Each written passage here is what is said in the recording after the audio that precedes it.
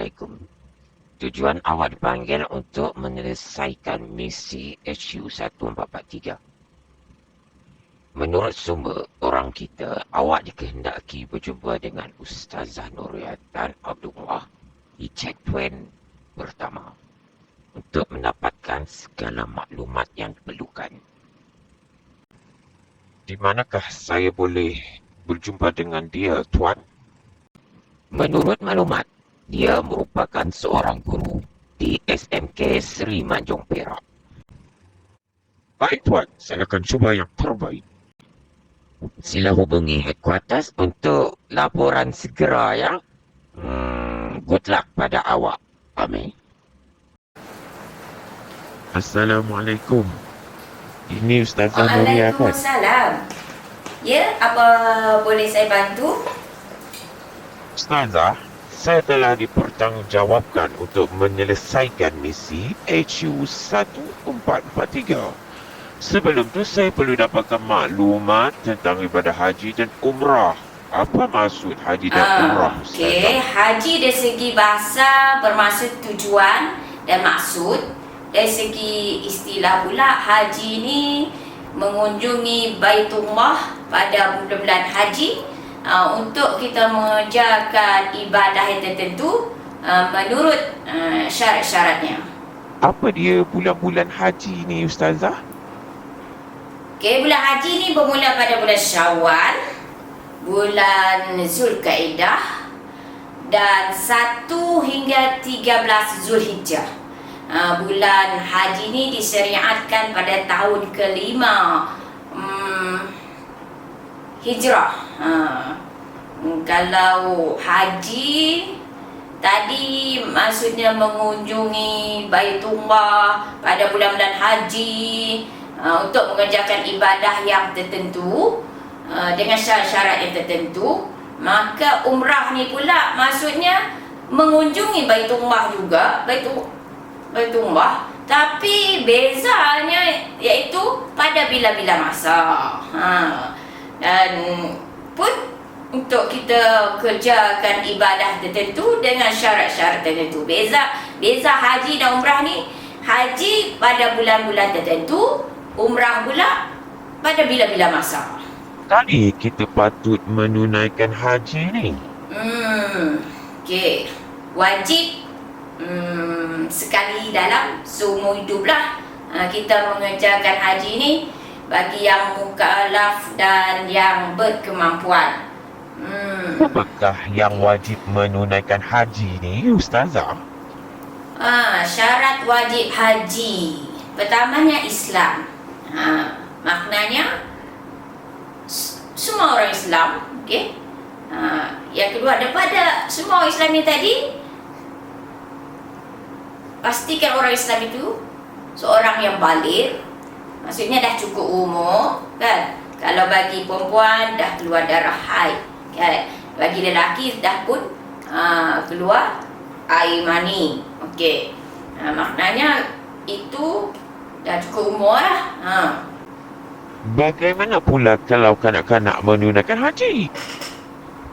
Okey, dalam isu ini secara umumnya kanak-kanak ini tidaklah ditaklifkan untuk melaksanakan ibadah haji dan umrah. Ini disebabkan kanak-kanak tadi belum lagi dianggap sebagai mukallaf, okey. Dan tuntutan syarak ni hanya ke atas orang-orang Islam yang telah pun baligh. Jadi apabila kanak-kanak melaksanakan ibadah haji, ibadah tersebut masih lagi dianggap sah. Namun ibadah tersebut dikira sebagai ibadah sunat dan wajib ke atasnya untuk melaksanakan sekali lagi ibadah haji ini apabila ia telah pun balik nanti. Barulah ketika itu terangkatnya kefarduan haji ke atasnya.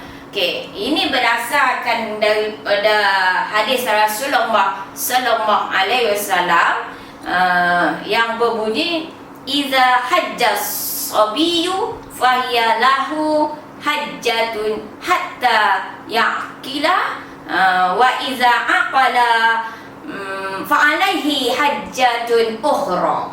Okey. Maksudnya apabila seorang kanak-kanak menunaikan haji, maka baginya haji sampai dia berakal. Maknanya sampai dia balik. Okey. Maka apabila dia sudah balik, maka baginya hajinya yang lain. Maknanya di situ dia kena ulangi haji yang tersebut. Okey. Jadi syarat wajib haji ni seterusnya iaitu berakal. Jadi orang pertama tadi Islam. Yang Islam ni hendaklah balik, okey? Yang balik ni pula hendaklah berakal. Maka andai kata dia ni balik, kan, dah cukup umur, tapi dia tak waras, dia seorang yang gila, maka tidak wajiblah ke atas orang yang gila tadi untuk menunaikan fardu haji. Okey.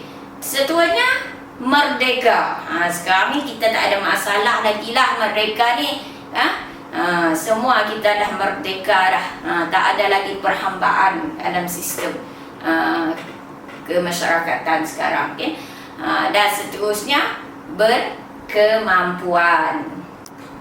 Apakah yang dimaksudkan dengan berkemampuan dalam ibadah haji tersebut? Berkemampuan yang dimaksudkan di sini ialah mampu menunaikan fardu haji, sama ada dengan sendirinya atau dengan pertolongan orang lain. Ini kerana ibadah haji dan umrah ni hanya diwajibkan ke atas orang yang berupaya dan berkemampuan sahaja, berdasarkan firman Allah Ta'ala, a'udzubillahi minasyaitanirrajim, walillahi 'alan nasi hijjul baiti man istata'a ilaihi sabila. Yang bermaksud dan Allah mewajibkan manusia mengerjakan ibadah haji dengan mengunjungi Baitullah, iaitu sesiapa yang mampu sampai kepadanya. Surah Ali Imran ayat 97. Okey. Jadi ciri-ciri berkemampuan tu termasuklah, pertamanya cukup perbelanjaan untuk kita pergi dan kita balik. Artinya kita ada duit yang cukup untuk kita bayar tiket penerbangan, ada duit untuk kita makan dan minum sepanjang berada di kota Mekah ataupun sepanjang menunaikan fardu haji tadi, ada duit untuk membayar kediaman kita sepanjang di tanah suci tersebut. Begitu juga keperluan nafkah orang yang kita tinggalkan. Contohnya kita ada tanggungan, kita ada anak-anak yang masih remaja, yang masih sekolah, yang masih bawah tanggungan kita, maka ada duit ini tadi kita tinggalkan untuk mereka. Jadi taklah mereka di Indonesia ini kelaparan dan sebagainya. Okey, selain pada itu adanya kenderaan untuk kita pergi. Kalau zaman sekarang ni ada flight lah, ada kapal terbang. Kalau zaman dahulu orang guna kapal kan. Kalau kita berada tinggal ke negara-negara yang berdekatan di Timur Tengah sana, maybe ada bas, ada kereta dan sebagainya lah. Jadi aman, seterusnya aman perjalanan pergi dan balik.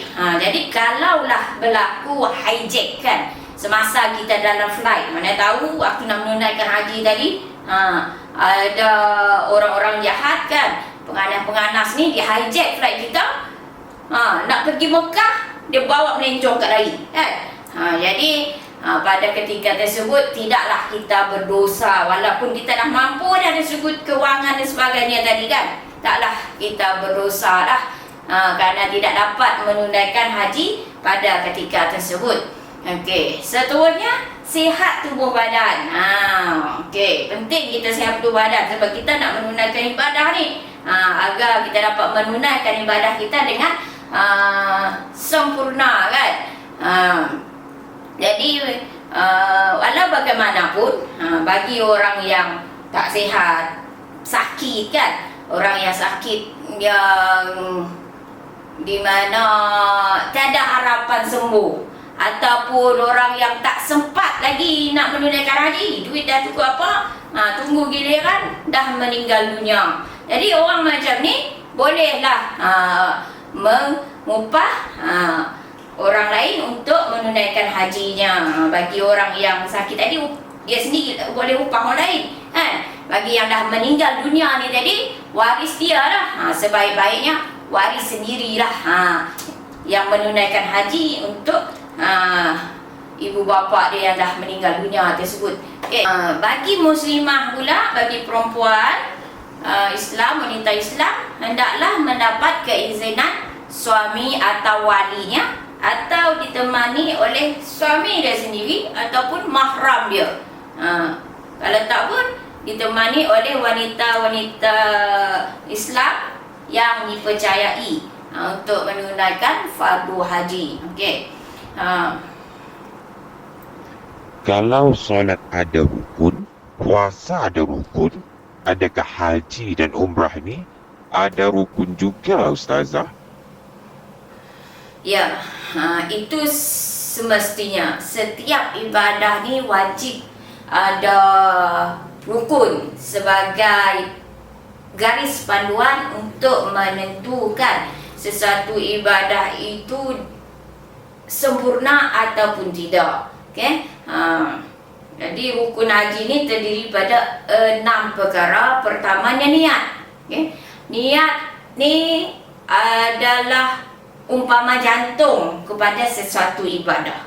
Kalau tanpa niat, maka jadinya sia-sia ibadah kita ni nanti. Okey. Niat dalam ibadah haji ni berbunyi nawaitul hajja wa ahramtu bihi lillahi ta'ala. Okey.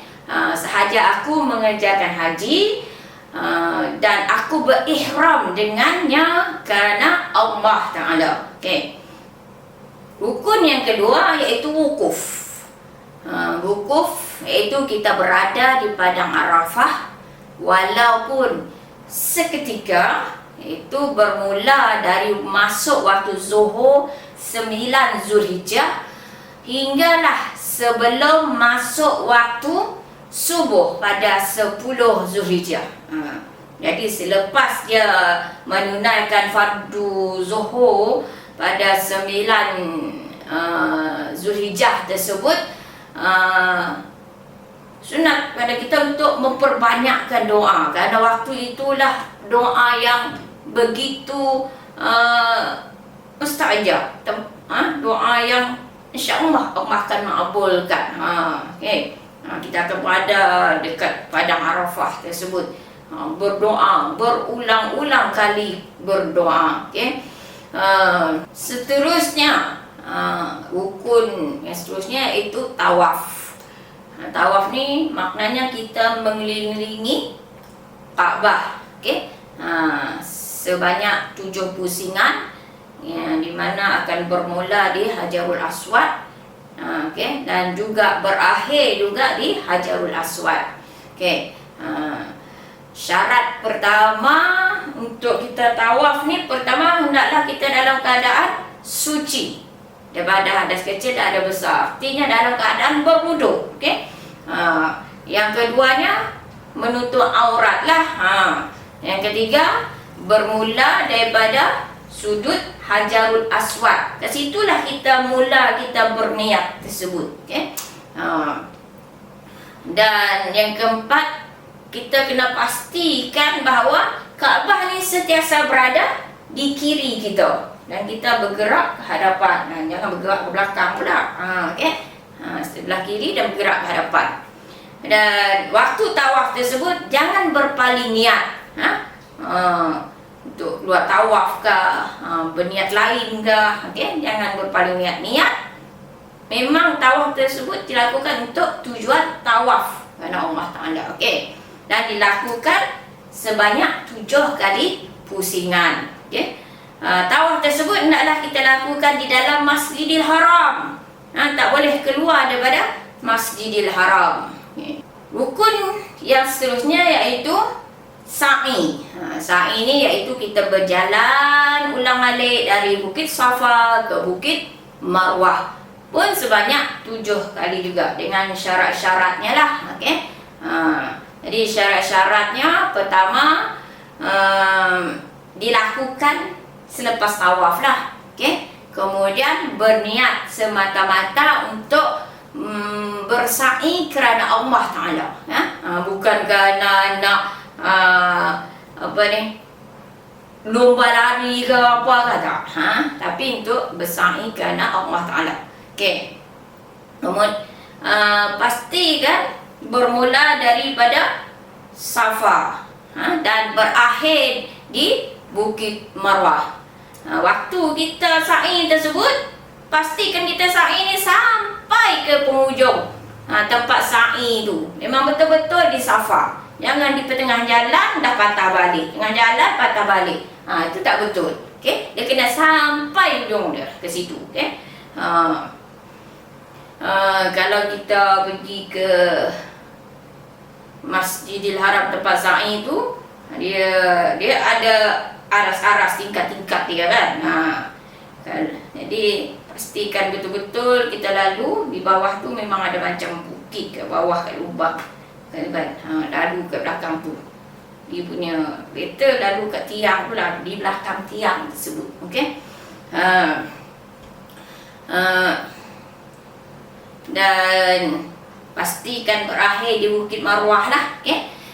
Kalau dekat Safa, kalau kita berakhir di Bukit Safa, maknanya kiraan kita tak betul di situ. Okay? Yang ketujuh mesti berakhir di Bukit Marwah. Okay. Jadi sunat bagi lelaki berlari-lari anak di kawasan yang telah ditanda oleh Kerajaan Arab Saudi lah. Dia dah letak lampu hijau ke situ. Maka di situ kita akan tengok jemaah-jemaah lelaki ni akan berlari-lari anak lah, bukan lari pecut, lari-lari anak. Selesai kita bersa'i, kita bercukur pula. Sekurang-kurangnya 3 helai rambut lah. Terutama yang perempuan ni kan. Selalunya kita bila dah sampai ke Bukit Marwah tu, yang wanita-wanita muslimah ni selalunya dia ada bekal lah gunting tu. Macam kita ambil, masukkan tangan kita, keluarkan rambut sikit, kita potong macam tu. Tak perlu nak buka semua lah. Kalau lelaki tu sunat bagi dia bercukur seluruh kepala dia.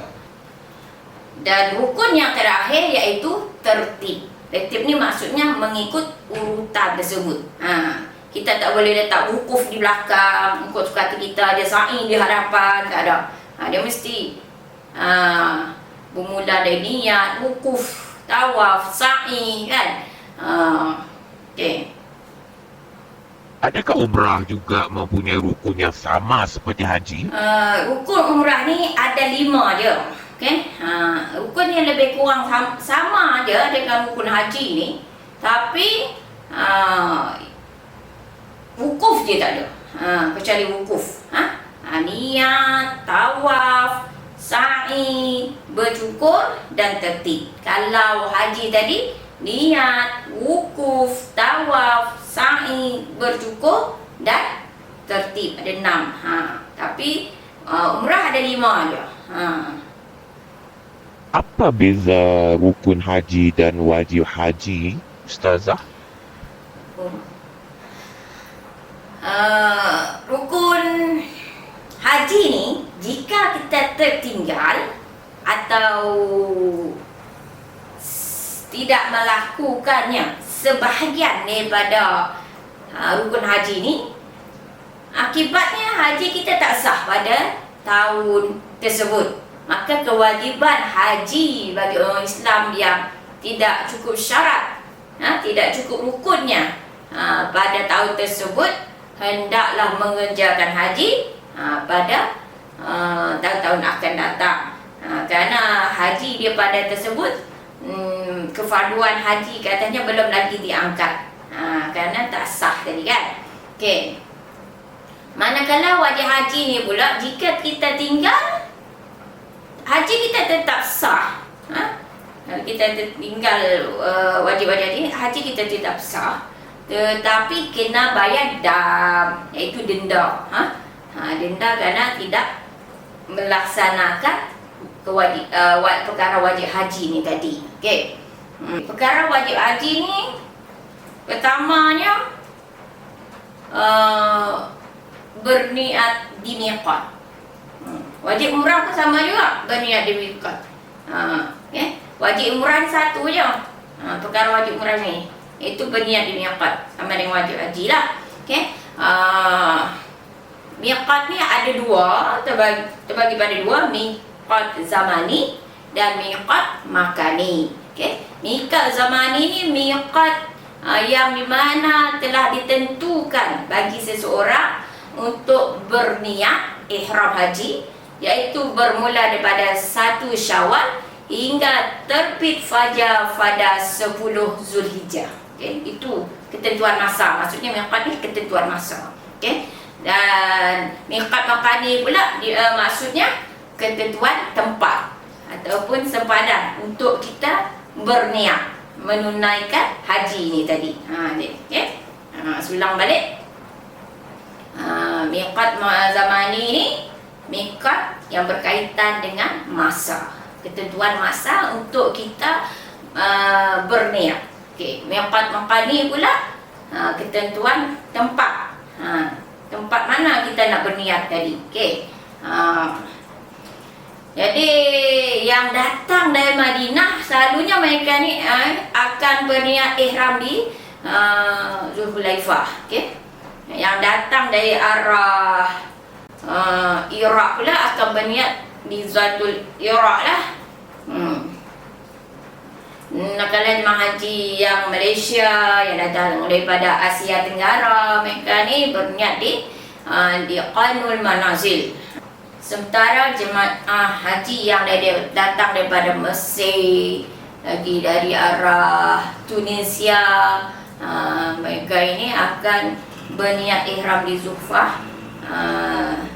Dan jemaah haji dari arah Yaman pula akan berniat ihram daripada di miqat ya Lamlam. Okey. Oh, maknanya berniat haji dan umrah ni tak boleh dilakukan di mana-mana kita suka. Kena berniat ihram di tempat yang telah ditentukan rupanya. Ya, betul. Wajib umrah hanya berniat di miqat saja. Yang lain-lain tak lah. Okay. Wajib haji yang seterusnya iaitu kita bermalam di Muzdalifah. Okay. Setelah kita berwukuf di siang hari tadi, jadi pada malam 10 Zulhijjah hingga sebelum terbit fajar, kita akan berada di Muzdalifah, kan? Bermalam di sana. Okay? Di Muzdalifah ni kita sunat mengutip anak-anak batu untuk kita melontar nanti, ya. Tapi selalunya lembaga tabung haji dia dah sediakanlah bungkusan-bungkusan anak batu ni diberi pada kita. Di sana nanti kutiplah 2-3 anak batu untuk mengambil pahala sunat tu tadi. Perkara wajib haji yang ketiga iaitu melontar 7 anak batu di Jamrah Aqabah, ataupun juga dikenali juga Jamrah Kubra, Jamratul Kubra. Itu selepas tengah malam 10 Zulhijjah. Seterusnya, para wajib haji seterusnya itu bermalam di Mina. Dan selepas malam di Mina, perkara wajib haji yang seterusnya pula itu melontar ketiga-tiga jamrah, iaitu Jamratul Sughra, Jamrah Wusta, Jamrah Kubra. Okey. Nak melontar ni ada syarat-syaratnya. Bukan main lontar sebarangnya. Okey. Nak melontar ni telah pun masuk waktu melontar. Jangan pergi waktu-waktu lain. Masuk waktu melontar dan ikut tertib bermula daripada Sughra, Wusta dan Kubra lah. Okey. Dan melontar pula dengan anak batu, bukan dengan kayu. Dengan anak batu.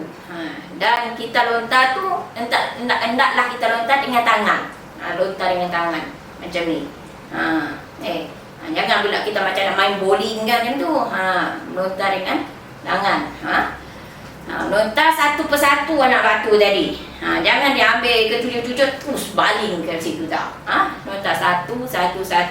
Okey, dan kita kena yakin bahawa lontaran kita tadi masuk. Masuk di dalam jamrah tadi.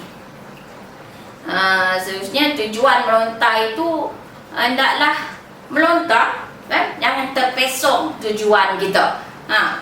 Ambil kesempatan pula depan tu Pak Ali, kita dendam dengan Pak Ali. Tujuan kita lontar ni tadi nak malah dendam dengan Pak Ali, silap dah tu.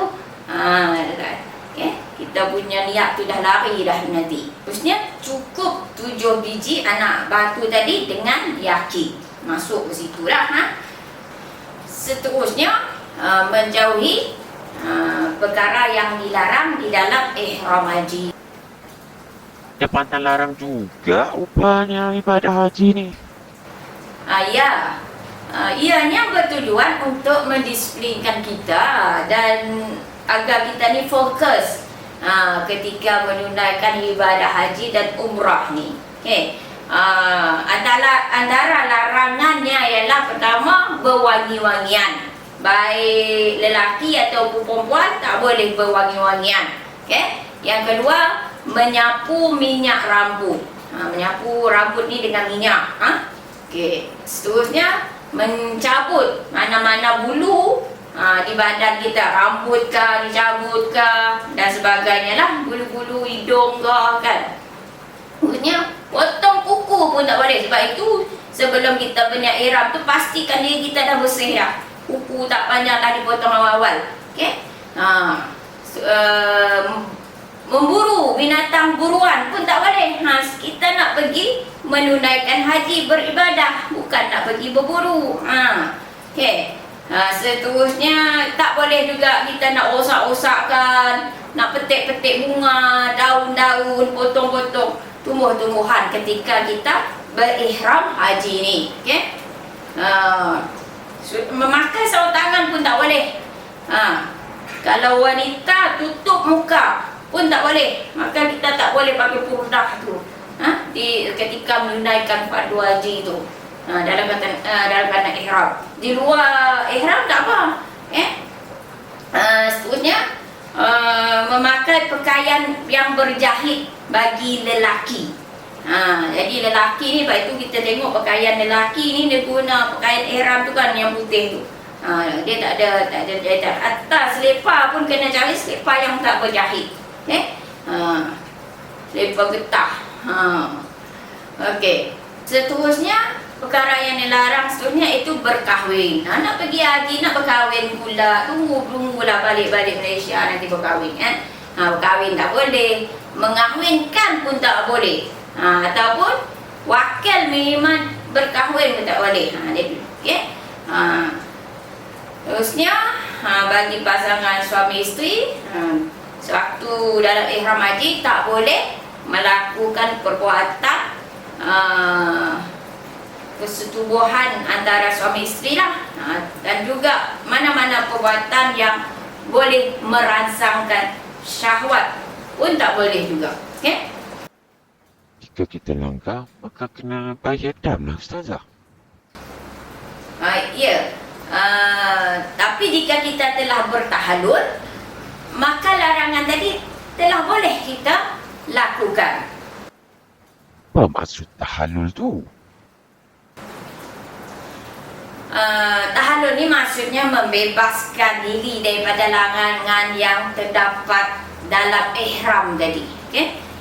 Tahallul ni terbagi pada dua, tahallul awal dan tahallul tsani. Okay, tahallul awal ni boleh kita laksanakan apabila telah kita lakukan dua daripada tiga perkara berikut, iaitu pertamanya melontar jamrah kubra. Okey, yang keduanya tawaf. Dan yang ketiga tawaf serta sa'i lah. Dan ketiganya bercukur. Jadi dua daripada tiga perkara ni tadi, melontar jamrah kubra, tawaf serta sa'i dan bercukur. Dua antara dua ni kita dah bolehlah melakukan perkara yang dalam ihram haji tadi, kecuali perkara-perkara yang berkaitan dengan suami isteri. Okey. Tahallul sani pula dilakukan apabila kita telah melakukan ketiga-tiga perkara tadi, melontar jamrah kubra, tawaf serta sa'i dan bercukur. Maka tiga-tiga tu dah buat, barulah kita dianggap telah melakukan tahallul sani, telah bebas untuk melakukan larangan-larangan semasa dalam ihram haji. Terima kasih Ustazah. Dengan maklumat tersebut, saya lebih berkeyakinan untuk meneruskan misi HU1443. Segala maklumat telah ada di dalam saya. Syabas. Teruskan ke checkpoint kedua. Pastikan awak menjawab soalan dengan betul selepas ini. Baik, Tuan. Roger and out.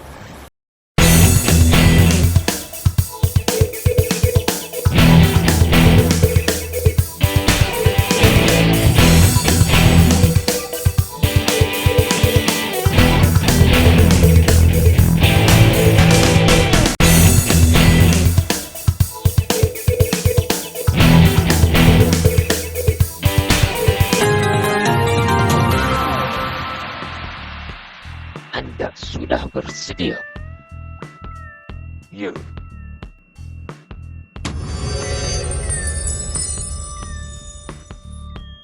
Pernyataan diskret yang berbunyi mengunjungi Baitullah pada bulan-bulan haji untuk mengerjakan ibadah tertentu menurut syarat-syaratnya adalah masuk bagi A. Ibadah haji, B. Ibadah umrah,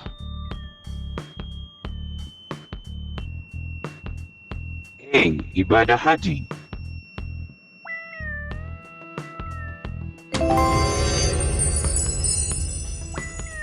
Betul.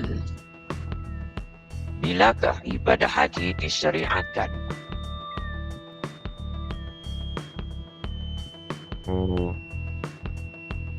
Tahun ke-5 Hijrah.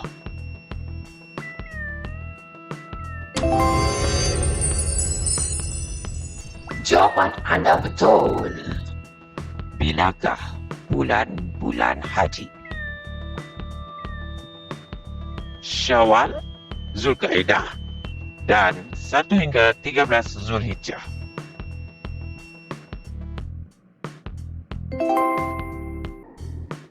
Syabas. Soalan seterusnya.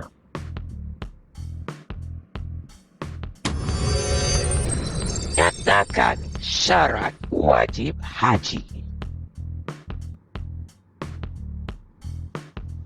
Pertama, Islam. Kedua, balik. Ketiga, berakal. Keempat, merdeka. Dan keenam, berkemampuan.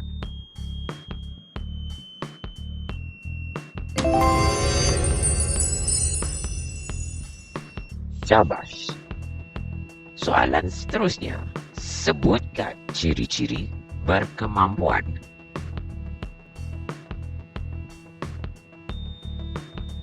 Cukup perbelanjaan untuk mengerjakan haji dan umrah, pergi dan balik. Cukup keperluan nafkah asas bagi orang yang di bawah tanggungannya. Ada kenderaan pergi dan balik. Aman perjalanan pergi dan balik. Sihat tubuh badan. Dan bagi wanita, mendapat keizinan suami atau walinya, atau ditemani oleh suami atau mahram, atau kumpulan perempuan yang boleh dipercayai.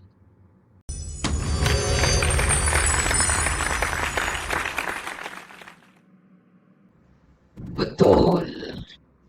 Sebutkan rukun haji. Oi.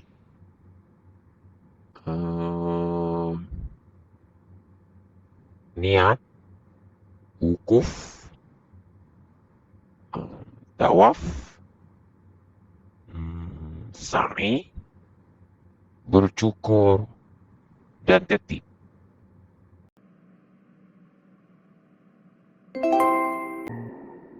Jawapan anda betul.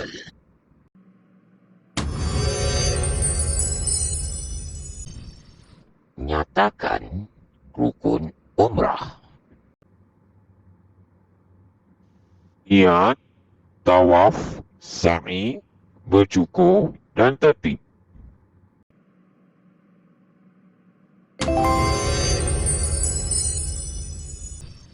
Senaraikan syarat sah tawaf. Suci daripada hadas, nutup aurat, bermula dari sudut Hajarul Aswad dan dengan niat tawaf, Kaabah sentiasa di sebelah kiri dan kita berjalan ke arah kehadapan. Tidak berpaling niat untuk bertawaf sahaja. Seterusnya 7 kali pusingan dan tawaf dilakukan di dalam Masjidil Haram.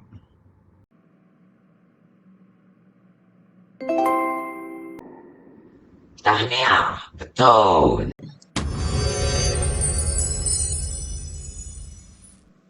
Sebutkan syarat sah sa'i. Dilakukan selepas tawaf, berniat semata-mata sa'i kerana Allah, bermula di Bukit Safa dan berakhir di Bukit Marwah. Hendaklah sampai ke penghujung tempat sa'i di Safa dan Marwah cukup 7 kali dengan yakin. Betul.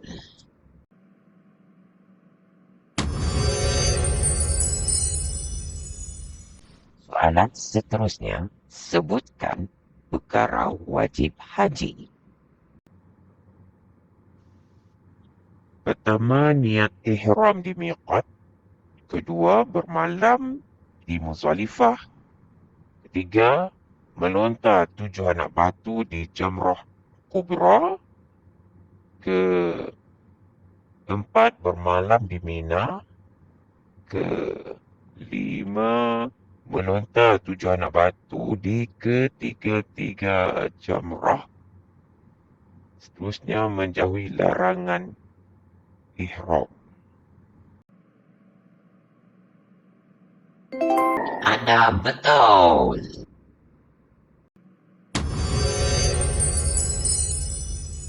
Soalan yang terakhir. Sebutkan jenis-jenis miqat. Miqat zamani iaitu ketentuan masa bagi seseorang untuk berniat ihram haji. Dan yang kedua, miqat makani iaitu ketentuan tempat untuk berniat ihram.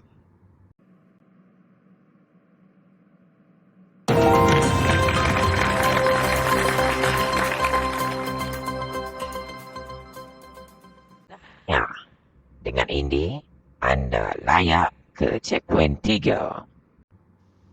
Alhamdulillah.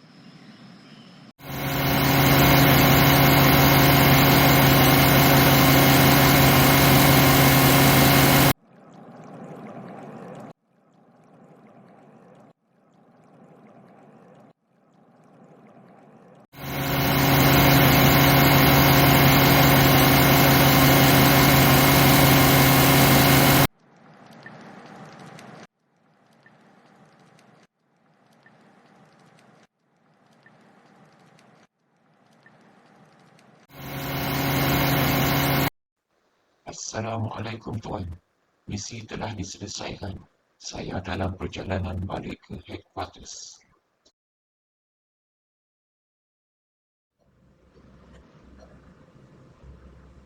Syabas. Segera ke pejabat saya nanti. Tahniah kerana telah menyelesaikan misi 1443. Sila duduk, Amir. Terima kasih Tuan. Okey, sekarang ceritakan dengan saya hikmah ibadah haji tersebut. Bila kita melakukan ibadah haji, maka ianya dapat menghapuskan dosa dan meraihkan kejayaan syurga. Di samping dapat menzahirkan ketaatan dalam melaksanakan perintah Allah Ta'ala. Bahkan Tuan, ibadah haji ini juga boleh meningkatkan taraf hidup umat Islam dengan menabung di dalam tabung haji. Oh, menarik ni. Dengan itu, ibadah haji ini dapat juga meningkatkan dana umat Islam dan mewujudkan sumber pendapatan yang baru, kan? Ya, betul. Itu sudah semestinya dengan orang ramai menunaikan ibadah haji dan tentunya boleh meningkatkan ekonomi terutamanya Kerajaan Arab Saudi. Ibadah haji ini juga Tuan memberi peluang kepada umat Islam untuk mengenali antara satu sama lain. Kerana bila mana umat Islam berkumpul di tanah haram, maka di situ kita boleh beramah mesra walaupun berbeza bangsa dan juga negara.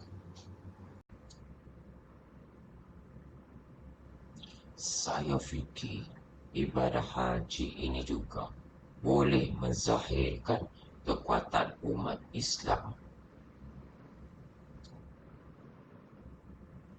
Bahkan Tuan, ibadah haji ini juga boleh menyemarakkan perkembangan dakwah Islam ke seluruh alam. Terima kasih Amir atas segala maklumat yang telah awak berikan. Sama-sama Tuan. Jumpa lagi.